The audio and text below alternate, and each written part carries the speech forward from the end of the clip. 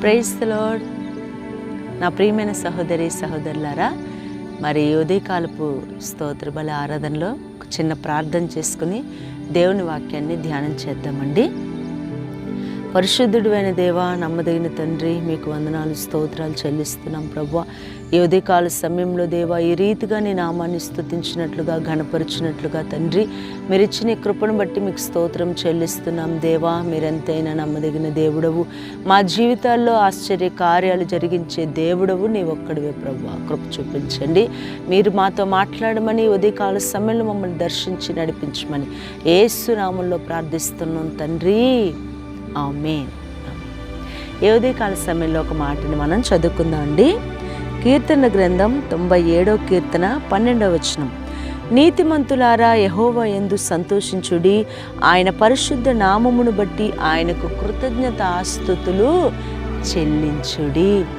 నీతిమంతులారా, యెహోవాను బట్టి సంతోషించండి. ఫిలిప్పీ పత్రిక 4వ అధ్యాయం 4వ వచనంలో అపోస్తులుడైన పౌలు కూడా ఏమంటున్నాడంటే, ఎల్లప్పుడూ ప్రభునందు సంతోషించుడి, ఎల్లప్పుడూ ప్రభునందు ఆనందించుడి అని అంటున్నాడు అపోస్తులుడైన పౌలు.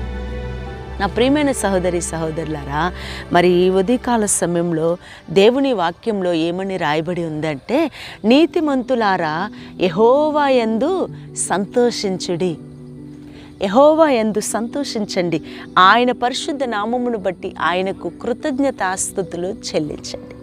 నా ప్రియమైన సహోదరి సహోదరులారా, ఈ దినాల్లో మనుషులు రకరకాలైన వాటిల్లో సంతోషిస్తున్నాడు. ఒక త్రాగుబోతుని అడిగితే నీకెప్పుడు సంతోషం అంటే, నాకు త్రాగినప్పుడే సంతోషం అంటాడు అతను. ఒక తిండిపోతుని అడిగితే నీకెప్పుడు సంతోషం, నేను బాగా తిన్నప్పుడు నాకు సంతోషం అంటాడు.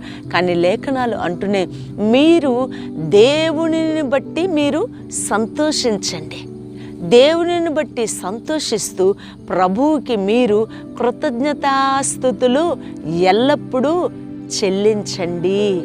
Praise the lord.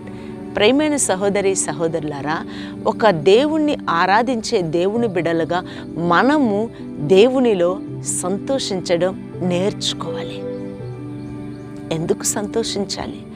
ఎందుకు సంతోషించాలంటే, మన శాపాన్ని ఆయన కొట్టివేశాడు కాబట్టి, మన మరణాన్ని ఆయన కొట్టివేశాడు కాబట్టి, మన అతిక్రమాల్ని ఆయన తుడిచివేశాడు కాబట్టి ఆయనలో మనము సంతోషించాలి. చాలామంది మేము ఎప్పుడూ సంతోషంగా ఉంటామండి. ఎలా ఉంటారు సంతోషంగా అంటే, మాకు అన్నీ బాగున్నాయి, మాకు ఏ సమస్యలు లేవు, మాకు ఏ ఇబ్బందులు లేవు, మేము కోరుకున్నది తింటాం, మేము నచ్చిన వస్త్రాలు వేసుకుంటాం, మేము నచ్చిన స్థలానికి వెళ్తాం, మాకు నచ్చినట్లుగా మేము ఉంటాం, మేము ఎప్పుడు ఆనందంగా ఉంటాం అని అంటారు. కానీ ప్రియమైన దేవుని బిడ్డలారా, మనం నచ్చినవి మనం కోరినవి అనుభవించినప్పుడు మాత్రమే సంతోషించడం కాదు, కానీ ఒక నిజమైన క్రైస్తవుడు ఏంటో తెలుసండి, అతడు ఏ పరిస్థితుల్లోనైనా, ఏ కష్టంలోనైనా, ఏ ఇబ్బందిలోనైనా, ఎన్ని సమస్యలు తన మీదకి వచ్చినా వాటిలో కూడా అతను ఎల్లప్పుడూ ప్రభువులో సంతోషిస్తాడు. Praise the Lord, praise the Lord. నిజంగా మనము అన్నీ అనుకూలంగా ఉన్నప్పుడు, అన్నీ కరెక్ట్గా జరిగినప్పుడు, అన్నీ మనం అనుకున్నట్లుగా జరిగినప్పుడు మనం సంతోషంగా ఉంటాం. మనకు నచ్చింది తిన్నప్పుడు మనం సంతోషంగా ఉంటాం, మనం నచ్చిన వస్త్రాలు వేసుకున్నప్పుడు మనం సంతోషంగా ఉంటాం. కానీ ప్రియులారా, నిజమైన ఆత్మీయుడు ఎలా ఉంటాడు అంటే, ఎంతటి శ్రమలోనైనా, ఎంతటి ఇబ్బందిలోనైనా అతడు సంతోషంగా ఉంటాడు. అపోస్తుల కార్యాల్లో ఒక చిన్న సంఘటన. ఆ దినాల్లో అపోస్తులు దేవుని సేవ చేస్తూ ఉన్నారు, సువార్త ప్రకటిస్తూ ఉన్నారు. 100 మంది మారడం కాదండి, కొన్ని వేల మంది, ఒక్క ప్రసంగానికి 3000 మంది, ఆ తర్వాత ఇంకొక ప్రసంగానికి 5000 మంది, ఆ రీతిగా వేల మంది ప్రజలు మార్పు నొంది సంఘంలోనికి చేర్చబడుతూ ఉన్నారు. సువార్త పరిచర్య వేగంగా విస్తరించబడుతూ ఉంది.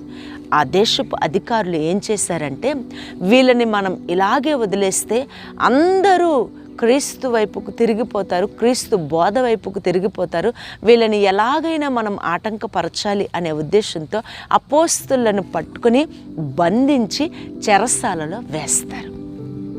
చెరసాల్లో వేసిన తర్వాత ఏం చేయాలో వాళ్ళకి అర్థమవుదు. అప్పుడు ఒక వ్యక్తి వచ్చి వాళ్ళకి సలహా ఇస్తాడు, మీరు వాళ్ళని చంపి అనవసరంగా నిరపరాధుల రక్తాన్ని వలకపోసిన వాళ్ళు అవుతారు కదా, మీరు ఎందుకు చంపుతారు, మీరు చంపొద్దు, వాళ్ళని బెదిరించి వదిలిపెట్టండి అని అన్నప్పుడు అపోస్తులను పిలిపించి బాగా కొట్టి, ఈ నామమును బట్టి మీరు బోధించకండి అని చెప్పి బాగా కొట్టి వాళ్ళని పంపించేస్తారు. అయితే వాళ్ళు సంఘంలోనికి వచ్చిన తర్వాత ప్రజలకి చెప్తూ మమ్మల్ని బాగా కొట్టారు అని వాళ్ళు సంతోషంతో ఆనందంతో దేవుణ్ణి స్తుతిస్తూ దేవుని నామాన్ని మహిమపరిచారంట. Praise the lord. ఈ ఉదయకాల సమయంలో నా ప్రియమైన దేవుని బిడ్డ, నీకు నచ్చినవి జరిగినప్పుడు మాత్రమే సంతోషంగా ప్రభుని స్తుతించడం కాదు, నీవు కోరినవి అయినప్పుడు మాత్రమే సంతోషంగా ప్రభుని స్తుతించడం కాదు, కానీ నీకు నచ్చినవి జరగకపోయినా, నీవు కోరినవి జరగకపోయినా, నీకు అన్ని విపత్కరమైన పరిస్థితులే ఉన్నా, అన్ని ఇబ్బందికరమైన పరిస్థితులే ఉన్నా, వాటిలో కూడా ప్రభుని స్తుతించడం నేర్చుకోవాలి, వాటిలో కూడా సంతోషించడం మనం నేర్చుకోవాలి.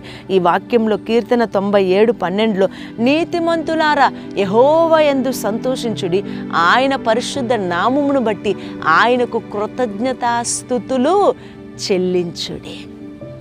నా ప్రియమైన దేవుని బిడ్డ, మనము ఎల్లప్పుడూ దేవునికి ఏం చెల్లించాలి? కృతజ్ఞతాస్తుతి. ప్రభువు నమ్ముకున్నాం, కొంత బాధ నువ్వు అనుభవిస్తున్నావు, ప్రభు మీద విశ్వాసం ఉంచుతున్నావు, కొన్ని నిందలు నువ్వు అనుభవిస్తున్నావు. ఆ నిందలు, ఆ బాధల్లో సంతోషంగా ప్రభుని నువ్వు స్తుతిస్తే దేవుడు నీ పట్ల ఇంకా ఆనందించి వాడై ఉన్నాడు. మనం ఈ భూమి మీద శ్రమ అనుభవిస్తూ సంతోషంగా ప్రభుని స్తుతిస్తూ ఉంటే పరలోకంలో మన ప్రభు మనల్ని బట్టి ఆనందించువాడై ఉన్నాడు. భక్తుడైన యోబు జీవితంలో మనం చూస్తే దేవుడు ఒక పరీక్ష పెట్టాడు యోబుకి. ఎన్నో శ్రమలు యోబుకి వచ్చాయి. అయితే ఆ శ్రమల్లో, ఆ కష్టాల్లో ఏమన్నాడో తెలుసా? ఎన్నో మేలులు మనం దేవుని ద్వారా పొందాం, ఒక్క కీడు అనుభవించతగదా అని చెప్పి యెహోవా ఇచ్చెను, యెహోవా తీసుకొని పోయెను, యెహోవా నామమునకు స్తుతి కలుగును గాక అని దేవుడిని స్తుతించాడండి యోబు. అలా స్తుతించినప్పుడు ప్రభువు యోబు యొక్క ప్రవర్తనని చూసి సంతోషించాడు, ఆనందించాడు. Praise the lord.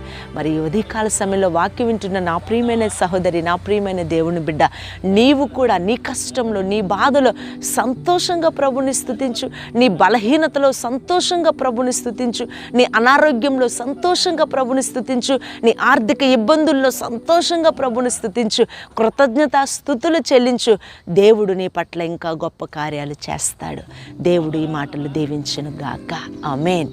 చిన్న ప్రార్థన చేసుకుందామండి. పరిశుద్ధుడు అయిన దేవా, నమ్మదగిన తండ్రి, మీకు వందనాలు, స్తోత్రాలు చెల్లిస్తున్నాం.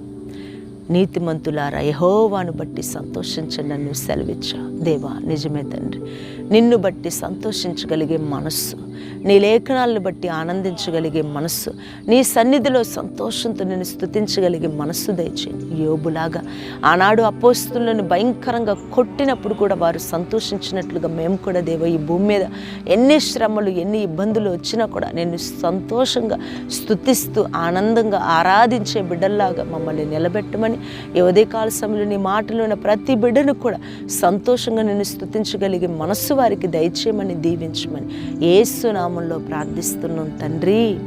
ఆమేన్, ఆమేన్. మరలా రేపటి ఉదయకాల సమయంలో కలుసుకుందాం అండి. దేవుడు మిమ్మల్ని దీవించును గాక. Praise the lord.